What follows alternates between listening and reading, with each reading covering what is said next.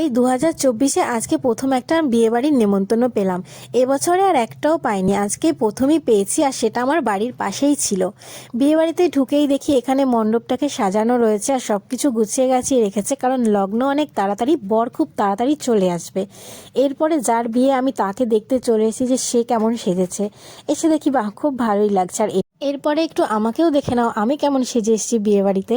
আমি আর আমার মা দেখো দুজনে কি, তোমরা অবশ্যই কমেন্টে জানিও যে আমাদেরকে কেমন লাগছে।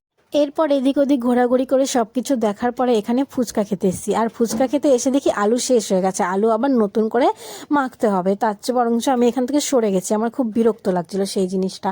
তারপরে এখানে পকোড়া খেতে এসেছি, কারণ কফি আমি খাবো না। তারপরে এখান থেকে একটু পকোড়া নিয়ে সাইডে নিয়ে খাচ্ছিলাম গরম গরম পকোড়া। আর সেদিনকে না সত্যি, যেদিন এই বিয়েটা ছিল সেদিনকে একটু শীত ছিল না, মেঘলা মেঘলা ওয়েদার ছিল, তো তার জন্য খুব ভালোই লাগছিল যে আমাকে সোয়েটার টোয়েটার কিছু পরতে হয়নি। পকোড়া খাওয়া শেষ করে রাস্তায় উঠেই দেখি এখানে বর আর বরের বরযাত্রী চলে এসছে। তারপরে এখানে কিছুক্ষণ দাঁড়িয়ে থেকে আমি মাকে খুঁজে নিয়ে বলছি তাড়াতাড়ি খেতে চলো, এবার খেতে হবে, প্রচুর পরিমাণে খিদে পেয়ে গেছে। তারপরে দেখো বরকে দেখিয়ে নিলাম, বরকে একটু দেখে নাও।